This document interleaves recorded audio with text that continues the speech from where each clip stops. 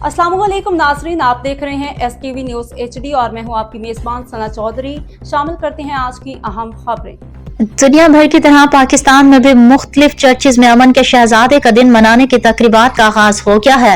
वजीर इंसानी हकूक अक़लियती अमूर रमेश सिंह अरोड़ा ने मसीही बरादरी से गुफ्तगू करते हुए वाज़िया पैगाम दिया कि ये दिन आतिशबाजी से नहीं बल्कि हज़रत ईसा अलैहिस्सलातु वस्सलाम के अमन, कुर्बानी और माफ़ कर देने के पैगाम को आम करके मनाया जाए। नहार के इलाके सदर में मुनाकिदा मरकजी तकरीब में वजीर इंसानी हकूक व अक़लियती अमूर पंजाब रमेश सिंह अरोड़ा ने मसीही बरादरी के साथ मिलकर हज़रत ईसा अलैहिस्सलाम की विलादत बासादत के हवाले से केक काटा।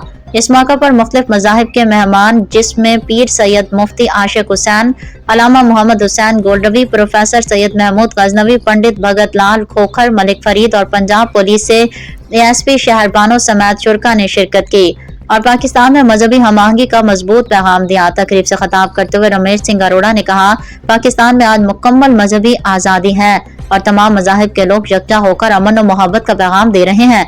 पाकिस्तान मसीही बरादरी का भी उतना ही मुल्क है। आप पाकिस्तान की बेटियां हैं, आपको किसी से मुहब्बत वतन होने का सर्टिफिकेट लेने की जरूरत नहीं। मसीही कौम पाकिस्तान की तामीर और तरक्की में अहम किरदार अदा किया है। 75,000 से ज्यादा खानदानों को माली इमदाद फराहम की जा रही है। सूबे में तकरीबन 55 चर्चेज की तामीर जारी है। तारीख का सबसे बड़ा डिजिटल लिटरेसी प्रोग्राम शुरू कर दिया गया है।